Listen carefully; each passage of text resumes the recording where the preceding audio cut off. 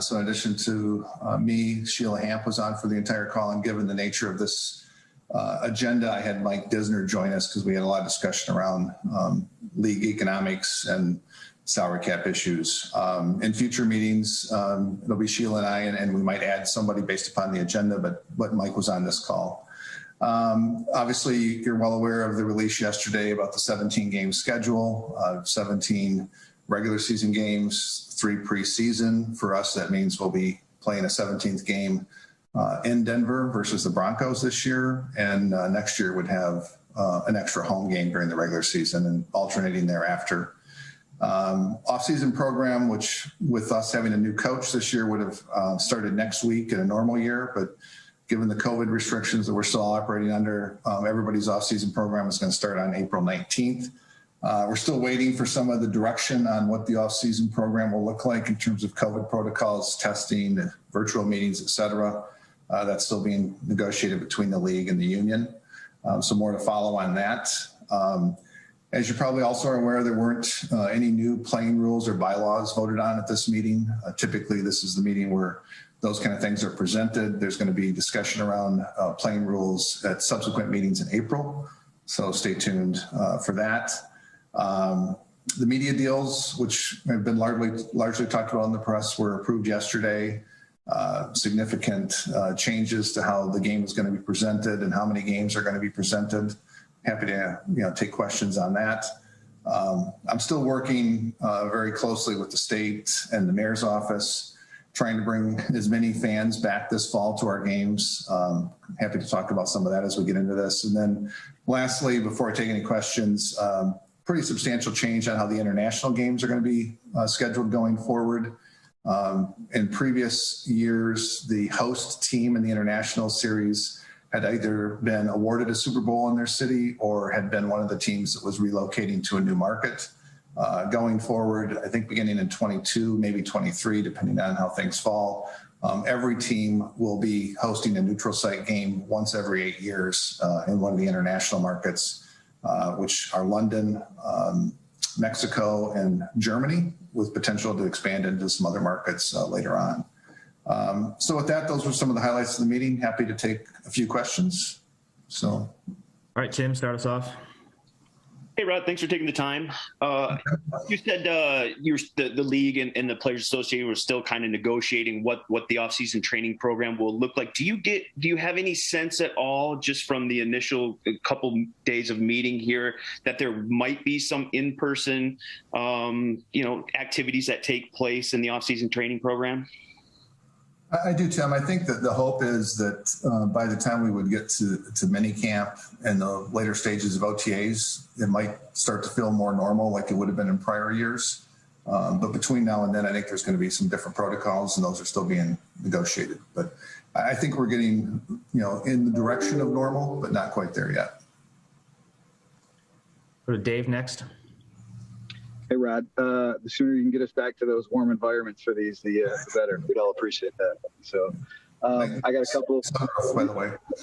Yeah. So my son's got baseball practice. But a couple real quick things. Just, the international games. How has your stance changed on those, if at all? I know a couple of years ago, obviously, you didn't want to host them. Now it seems like you might be required to. But I don't know. Are you excited about that possibility?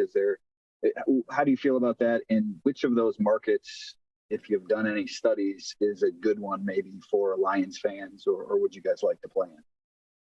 I don't really have a great handle on the later question, which market might be where we have the most fan impact.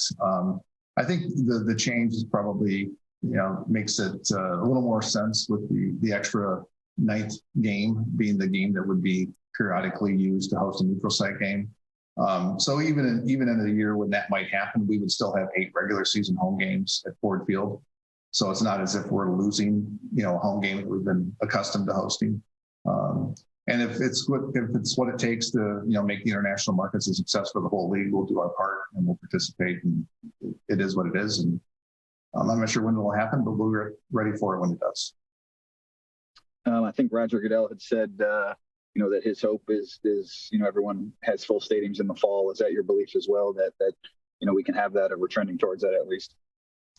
It's certainly my hope. I'm talking, as I said in the opening comments, to the state. In fact, I had a call with the state between the end of the league meeting and this press conference again today to keep dialogue going.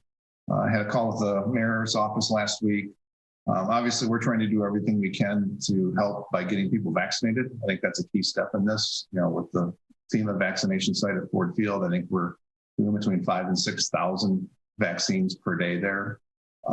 We'll be doing everything we can to support PSAs to help other people get inspired to get the vaccines and understand how safe it is and how important it is to get back. I think if we continue on this trend, there's a pretty good chance we're going to have large gatherings of fans this fall, whether it's a full stadium or not. I certainly hope it's going to be way more than 750 friends and family. That's for sure. I think we all hope for that too. And then last thing, and I apologize if I missed it somewhere along the line, but ticket prices for 2021, are those, I know you guys kept money, that people had held. So are those staying steady? What if any changes are going on? Yeah, no change from last year, which had no change from the prior year. So. All right, thank you. Yep. Justin Rogers.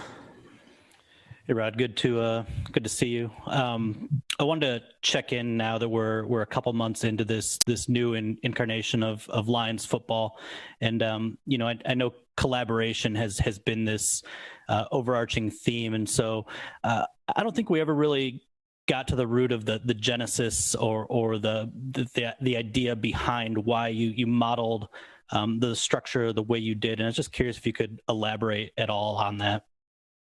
Sure. Well, I think we touched on it a little bit, but happy to elaborate more. I think it was something that was important to Sheila and important to me that we have a team, and by a team I mean the whole team, the head coach, the general manager, Mike Disner in his role, Chris Spielman as an addition to the staff, working together, and then expanded beyond that, the coaching staff and the scouting staff. And I can tell you, having sat in meetings during free agency and sat in periodically in some of the draft meetings, everything that we described that we wanted is what's happening.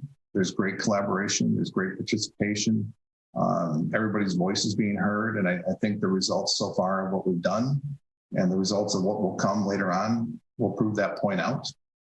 I think Dan and Brad are working amazingly well together for not having really known each other that well prior to the process of hiring both of them. And so I think it was a big part of what we were looking for when we were hiring those two positions, to find people that we really believed could work together and create that kind of collaborative culture. You never know until it happens, but so far I couldn't be more pleased with how it's working out and the culture that we're creating. It's still difficult in this, COVID world where not everybody's in the building and a lot of things are occurring via Zoom like this, but it still, feels the way we wanted it to feel. And you mentioned, sitting in those meetings, and Dan's talked about, Sheila sitting in them, and, the role Chris is also playing as kind of an arm of ownership. And I'm just wondering, I know it's 2 months, it's early, but comparing, contrasting this to maybe previous setups, like how different is ownership's role, and why is it, I guess, important to be structured that way?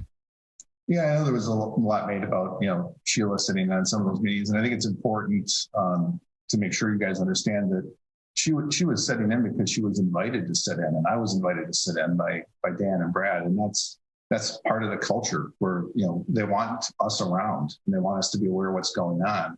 And I'm not saying that wasn't the case before, but it wasn't a sea change from her seat to want to drop in on things. She was invited to participate. And I think it's a good way of building the culture that we wanted. And I think, everybody wants to be heard. Everybody wants to be included. And that starts from the top with Sheila all the way down. No, I appreciate that clarity. And then one more really random one, but I know you're coming up on the 5-year mark, I think. Has any consideration been given early to uniforms and what you might do with them going forward? Given some thoughts to that. You're right. We're coming up on the, window when we could make some changes. I haven't really, gone into the design phase yet. But that certainly is something that once the window opens up, we'll probably take a step back and look at the current roster that we have, any changes we want to make. Do we continue with the color rush, et cetera? It's on my mind, but nothing official. Thank you, Rod. Yep. Let's go to Eric Woodyard with ESPN. Hey, what's up, Rod? I'm Eric Wooyard from ESPN, Flint, Michigan native. I know you graduated from Goodrich. Welcome to the team. Hey, just got to say, Tanaya Davis still one of the best high school players I ever covered, man, at Goodrich. Missed basketball a couple years ago. So question I have for you, you guys have mentioned culture a lot, retooling the lineup, a lot of things like that. You guys have another high draft pick. You know, you look at last year with Jeff Okudah.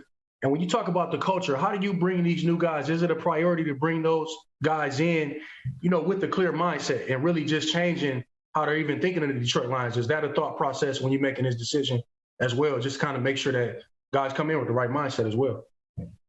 Yeah, certainly, Eric. You know, everything that we're doing in evaluating the players is the on-the-field stuff, and you know, there's the character part, there's who they are as a player, how much they love football, and I think it's kind of proven out with the free agency, you know, players that we brought in, and they fit the culture that we're trying to build. And I would say, you know, having talked to a lot of guys after they were here, they're here because of our coaching staff. You know, Dan Campbell is somebody that people want to play for, and the rest of the coaching staff are coaches that the players want to play for. So I think that will continue into the draft. Obviously, in the draft, the players don't have as much of a choice. But I think once they're here, they're going to fit the culture, and they're going to be excited by the coaching staff that we have. I know Jeff Okudah, just as an example, he was in the building today. He's in on a regular basis. And I think he feels energized about the new coaching staff as well as a number of the other players too. So. Thanks, man. Yep. Go to John Neo. Hey, Rod, I apologize for this has been asked. I was frozen here for a little bit, but vaccinations, have you figured out a plan for players and getting them vaccinated, a hope, a goal, et cetera? Yeah, that's something we're certainly, you know, going to focus on once the players get back in the building, and together with the Players Association, doing everything we can to educate them on why it's important and the safety measures that are in place with the vaccine. And hopefully that will start in earnest when they're back in the building on the 19th of April. But certainly the goal is to encourage them to get vaccinated. It's not going to be required though. You know, it's a personal choice, but we'll do everything we can to encourage them to do it.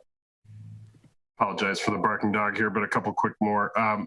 The offseason schedule, is there still hope for getting some of those built-in extras for a new coaching staff, whether it's an extra mini camp, et cetera, in these discussions? And then last one is NFL draft bidding. Where does that stand?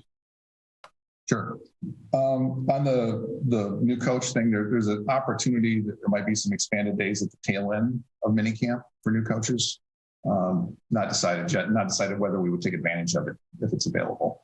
The draft, we're still very much in the mix. Obviously, there's been a rescheduling of the draft given, you know, what happened last year. And Vegas is going to get slotted back in the future. This year's draft is going to be in Cleveland. We saw a lot about that in the last couple of days with fairly large in-person gatherings, you know, socially distanced, but given that it's outside, there's going to be a number of people in the inner circle close to the stage that have been vaccinated fully. Each team can be able to invite some people to participate in that. We're hoping to be a serious contender for the 2024 draft, and we're still in the mix for that. And hopefully we can, you know, bring that to Detroit, and by then everything's fully reopened and we can have hundreds of thousands of people downtown enjoying the draft in Detroit, and look forward to continuing to try and win that kind of thing for the city and for the team as well. So. All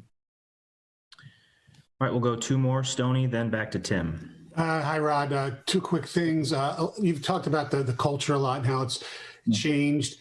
I know you can't get into specifics, but was it as toxic, for lack of a better word, in the previous regime as it was alluded to by players and us in the media? That's number one. And the other question is, we're getting up near on the Hall of Fame induction, the relationship with Calvin getting closer to being the way you and everybody and all the fans want it to be. You know, I'm not going to comment on, you know, the perception of the prior culture and, you know, whatever it's labeled. I just know that going through that experience informed us on what the culture we wanted. I'll put it that way, and how we pursued the candidates that we ended up hiring for our head coach and general manager. On the Hall of Fame, you know, we're working actively with Calvin and his, you know, team on, you know, celebrations at the Hall of Fame and continuing to have conversations with him. I know he's mentioned publicly that he's connected with Sheila, and that's a positive step. So we'll continue to celebrate with him, and I think the relationship is headed in the right direction. Thank you. Yep. All right, Tim, last one. Yeah, Rod, you talked about Ford Field, being a FEMA site in your opening comments, and just curious how that effort is going overall. It's going well, Tim. I know a number of our people have been working there and supporting the process. I know it's running very efficiently. If you hear comments from those that have been vaccinated, they're in and out quickly. I think we hit a high water mark of 5,800 in one day. I think the goal was to get to 5,000, so we've already exceeded that. We'll see how it goes for the next several weeks. We'll continue to support it. If we were asked, we would certainly consider even extending it beyond the current term to continue to support the vaccines in the marketplace. And as I said, we'll also do everything we can to help educate the public on why it's the right thing to do, to get the shot as soon as you're available and it's available to you. And I would encourage all of you guys, if you haven't, I've been vaccinated. I survived, and I certainly look forward to a better future because of it and getting things back reopened. Thanks, Rod. All right. Thanks, Rod. Thanks, everybody. Thanks, Rod. Thanks, Appreciate you guys. Thank you, Rod. Hope we see each other in person soon. Thank you. Yep.